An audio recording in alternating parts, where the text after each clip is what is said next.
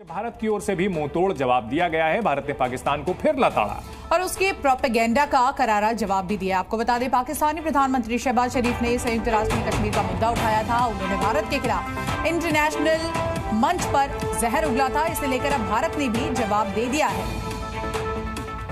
भारतीय राजनयिक भाविका मंगल नंदन ने यूएनजीए में राइट ऑफ रिप्लाई के दौरान पाकिस्तानी पीएम के भाषण को मजाक बताया और पाकिस्तान को आतंकवाद की फैक्ट्री बताया। साथ ही उन्होंने कहा कि पाकिस्तान ने आतंकवाद का इस्तेमाल जम्मू कश्मीर के चुनाव को प्रभावित करने के लिए किया है। तो आप देख run by the military with a global reputation for terrorism, narcotics trade, and transnational crime, has had the audacity to attack the world's largest democracy. I speak about the reference to India in the speech of the Pakistani Prime Minister. जो समझ नहीं आ रही, पाकिस्तान का जो delegation इस वक्त UN में गया हुआ है, उसकी प्रायोरिटीज क्या हैं? वो क्या बातें कर रहा है वहां उस डेलीगेशन में कि भारत जो है वो ब्राजील और साउथ अफ्रीका के साथ मिलके, ठीक है जी, वो जिसे कहेंगे ना, एक नया ग्रुपिंग उन्होंने बना दी। UNGA United Nations General Assembly में धुआंधार तकरीरें हुई हैं और वो स्पीचेस खास तौर पर इंडिया और पाकिस्तान के बीच जो एक फेस ऑफ हुआ है। हम आसमान है, आप किसी जूते के नोक पर पड़े हुए हैं। हम डेवलप, इम्प्रूवमेंट, शिक्षा, हर किसी में आगे बढ़ते चले जा रहे हैं। इंडिया का जिक्र न करे, लेकिन प्राइम मिनिस्टर शहबाज शरीफ ने यूएन में जो स्पीच की है और उसमें जो इंडिया पर बात की, उससे पता चल रहा है कि पाकिस्तान खौफजदा है इंडिया से। Pakistan is scared of India, क्योंकि उन्होंने कहा है कि जो इंडिया के लीडर्स हैं वो हमें धमकियां देते हैं, हमें थ्रेट करते हैं कि वो आजाद कश्मीर टेक ओवर कर लेंगे, वो आजाद कश्मीर हमसे छीन लेंगे, हमसे ले लेंगे। इतने खौफजदा हैं वो।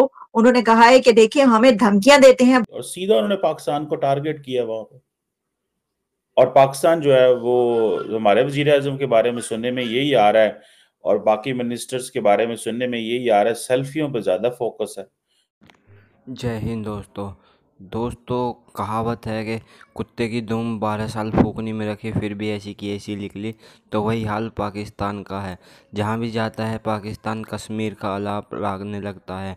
अपने हालत नहीं देख रहा कि हमारे देश में खाने के लिए आटा नहीं है, लेकिन फिर भी कश्मीर चाहिए। तो यूएनए में पाकिस्तान के प्रधानमंत्री ने कश्मीर के बारे में फिर से बोला, तो भारत ने भी पलट कर जो जवाब दिया, तो सारे बदले निकाले बिन लादेन से लेकर के और जो इलेक्शन हुआ वहाँ तक की। तो पाकिस्तानी मीडिया इस पर चर्चा कर रहा है कि किस तरीके से डिप्लोमेट भारत के तगड़े होते हैं और किस तरीके से वो जवाब देते हैं कि शहबाज शरीफ को मुंह दुबका कर भागना पड़ा। तो चलिए देखते हैं पाकिस्तानी रिएक्शन वीडियो। इंडिया की तरफ से जवाब आया है, इंडिया ने हिट बैक किया है और बहुत ही जोर का हिट किया है, क्योंकि इंडिया की डिप्लोमेट वो के हमने आपको पहले ही बताया था कि शहबाज शरीफ बात करेंगे, लेकिन उनका जवाब मोदी साहब की तरफ से नहीं आएगा, उनका जवाब डॉक्टर जयशंकर की तरफ से नहीं आएगा, उनका जवाब वहां पर यूएन जनरल असेंबली में इंडिया को जो रिप्रेजेंट करेंगे उनकी तरफ से ही आएगा।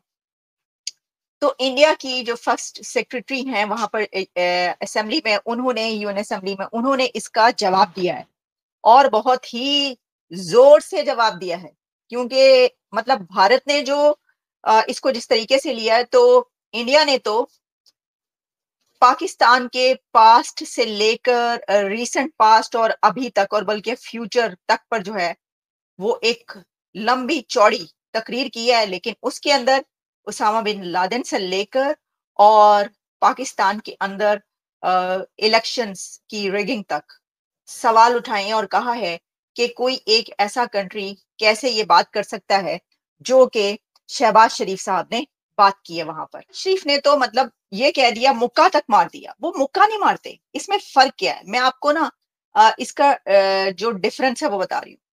अब होता क्या है कि पाकिस्तान की तरफ से जब स्पीच होती है तो वो मुक्के शुक्के चलते हैं, हम ऐसी की तैसी कर देंगे और लाइन ऑफ कंट्रोल जो है उसमें भी हम थोड़ा सा लुढ़क जाते हैं, थोड़ा सा वो हो जाते हैं, इधर उधर निकल जाते हैं, सही तरह नहीं कहा जाता। लेकिन हमारा मकसद ये होता है कि हम अपना दिखाएं कि हम कितने ताकतवर हैं, पाकिस्तान कितना ताकतवर है, ऐसी की तैसी कर देगा। अब देखिए ना, पीएम शहबाज की जो स्पीच थी, उनका जो सबसे बड़ा वो था, वो यही था कि जी हम तो जो जवाब देंगे, पाकिस्तान इंडिया को जो जवाब देगा तो इंडिया अपनी नस्लों को याद रखेगा। उन्होंने मुक्का मारकर ये कहा कि हम जो रिस्पॉन्ड करेंगे वो फिर डिसाइसिवली और जिस तरीके से करेंगे। ये वही वाला जवाब होगा वो जब आपको जानते हैं कि क्या हुआ था? क्या वैसे ही होगा जवाब कि जब शाम को एक स्पीच हुई थी और जिसमें ये कहा गया था कि जी हम जो हैं वो अभिनंदन को वापस कर रहे हैं, और उससे पहले वो कह रहे थे आके कि जी ये तो कांपे टांग गई। तो जो उस वक्त कांपे क्यों टांगी? मेरा तो सवाल ये है कि अगर आप जब ये मुक्के मारते हैं तो ये मुक्के उस वक्त क्यों नहीं मारते जबकि मौका होता है, जब आपके पास टाइम होता है, उस वक्त कांपे टांग जाती हैं। कांपे क्यों टांग जाती है उस वक्त? और ये हम नहीं कह रहे भाई, हमें कैसे पता चलेगा कांपे टांगी हैं? कांपे टांगती हैं ये खुद ही बताया जाता है कि वो आए हमारे पास और बताया पसीने छूटे हुए। भाई देखिए कैसी कैसी बातें करते हैं ये लोग, कितना झूठ बांधते हैं। अब आके उन्होंने बताया, अयाज सादिक जो हैं, जो कि स्पीकर थे असेंबली में, उन्होंने कहा जी बाजवा साहब आए, पसीने माथे पर पसीना, कांपे टांगी हुई और कह रहे हैं भाई जल्दी करो नहीं तो 9 बजे रात को इंडिया हमला कर देगा। ये कुछ तो आप लोग खुद असेंबली के फ्लोर पर और उसके बाद जो स्पीकर इतनी दफा रह चुके हैं वो ऐसी बातें करते हैं, वो ये स्टेटमेंट्स देते हैं। Can you imagine? यानी अपना मजाक खुद बनवाते हैं, किसी को जरूरत नहीं है इसके लिए भाई मजाक उड़ाने की। आप लोग तो खुद ऐसी बातें कर देते हो और फिर आप मुक्का मार के टेबल पे कहते हैं ऐसी की तैसी कर देंगे। तो फिर आगे से लोग ये कहते हैं, मैं देख रही थी मीडिया में क्या चल रहा है, इंडियन मीडिया में और सोशल मीडिया पर सब जो इंडिया के लोग हैं सवाल उठा रहे हैं, अच्छा ये वैसे ही मुक्का है और वैसे ही जवाब दिया जाएगा, वो जब कांपे टांगी थी। तो कांपे ना टांगा करें फिर। अगर आपने किसी और को टांगना होता है तो कांपे ना टांगा करें भाई साहब। तो ये है सिचुएशन। अब उन्होंने क्या किया, उन्होंने जब जवाब दिया है तो एक तो ये कि देखें उनके जो डिप्लोमेट्स होते हैं ना वो बड़े असूलों के बड़े वो हैं। वो करते क्या है कि जो उनके वहां पर मौजूद हैं, जिनका काम है जवाब देना, वो काम देते, वही वही देते हैं जवाब। लेकिन देखिए हमने आपको पहले भी कहा था, पाकिस्तान को चाहिए कि पहले ना, अगर वो चाहता है, पाकिस्तान चाहता है, शहबाज शरीफ साहब चाहते हैं कि उनकी जो बात है, उनका जो से है वो रहे और उसके ऊपर लोग तवज्जो दें, तो ऐसा किया करें कि पहले इंडिया को बोलने दिया करें। इंडिया जो बात करता है उसके बाद उसके जवाब में जो है वो कहा करें। तो फिर शायद ऐसा हो कि आपकी बात में जो है वो ज्यादा वजन हो या बढ़ जाए बात। इसकी वजह यह है कि इंडिया जो जवाब में कहता है ना, तो वो फिर अगले पिछले सारे बदले निकाल लेता है।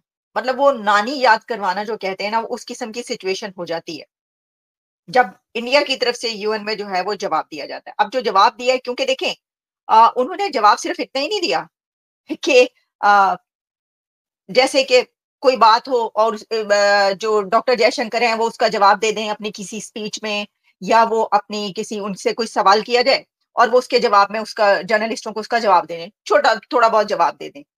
ऐसा नहीं होता यूएन में। उनके जो वहां पर लोग हैं ना यूएन में इंडिया के, वो ऐसा ठोक बजा के जवाब देते हैं। और वो जिस तरह की उनकी देखे ना, वो जहां से पढ़ते हैं, उनका जो एक नैरेटिव है, यानी उन्होंने जैसे बनाया होता है, जैसे प्लान करते हैं वो, और उनका जो स्टाइल है, उनकी जो एबिलिटी और कैपेबिलिटी है, वो फिर उसको पूरे तरीके से ना, वो बस आप खुद ही सुन लें उन्होंने जो जवाब दिया। जैसे मैंने कहा कि उन्होंने सिर्फ ये नहीं किया कि इतना सा जवाब दे दे, बल्कि उन्होंने सारी कसर निकाल दी है। ये जरा कि भारत को जो है वीटो पावर मिलने जा रहा है, जैसे कि आपको थंबनेल से भी आइडिया हो गया होगा, और भारत को अब यूनाइटेड नेशन का परमानेंट मेंबर बनने से कोई भी नहीं रोक सकता। बहुत बड़ी डेवलपमेंट, बहुत बड़ी खुशखबरी। और ये हुआ क्यों, कैसे हुआ, इसका मैं थोड़ा आपको इंट्रोडक्शन दे देती हूँ कि ऑस्ट्रेलिया में एक लुई इंस्टीट्यूट ने सर्वे किया और उसमें बताया कि एशिया के अंदर मोस्ट पावरफुल जो मिलिट्री पॉइंट ऑफ व्यू से जो कंट्री है वो है इस वक्त भारत। तो भारत ने ये पॉइंट उठाया कि अगर हम तीसरे नंबर पर दुनिया में मोस्ट पावरफुल हैं, तो ये इस पावर का क्या फायदा, ना तो हम यूनाइटेड नेशन के परमानेंट मेंबर है और ना ही हमारे पास वीटो पावर है। अब जो है यूनाइटेड नेशन सर जोड़ के बैठ गई है। हो सकता है कि विद इन द मंथ, हो सकता है कि नेक्स्ट मंथ, लेकिन ये बहुत जल्द होने वाला है। भारत यूनाइटेड नेशन का परमानेंट मेंबर बनने वाला है। डिटेल क्या है? और दोस्त के मुंह में चंदन और दुश्मन के मुंह में भर भर के काले भारत ने फिर से खुद को पहचान विश्व गुरु की दे दी। अच्छा, दे दिया है। और जिस हिसाब से अमेरिका, रूस ने भारत को वीटो मिलने के लिए जो एक फ्रेंडली, एक फेमिलियर जो सपोर्ट किया है उससे कहीं ना कहीं लोगों के दिमाग में अब ये तो एंटर कर चुका है कि भाई अमेरिका भारत के खिलाफ तो नहीं जा सकता। हाँ एग्जैक्टली। किसी भी अदरवाइज इतनी बड़ी पावर हमारे देश को मिल रही है और सपोर्ट कौन कर रहा है भाई? अमेरिका कर रहा है। तो जो लोग जैसे चाइना, जैसे पाकिस्तान एक र्यूमर स्प्रेड करने की कोशिश में लगे हुए थे, जैसे हमारे भारत के कुछ मुसलमान भी, कुछ मुस्लिम ऑर्गेनाइजेशन भी एक र्यूमर स्प्रेड करने की कोशिश में लगे हुए थे कि अमेरिका जो है वो धीरे धीरे अब भारत से जो है ना दुश्मनी करने की कोशिश कर रहा है। अच्छा, ये स्प्रेड और ज्यादा तब हुआ था जब अजित डोभाल जी के लिए एक सम्मन आया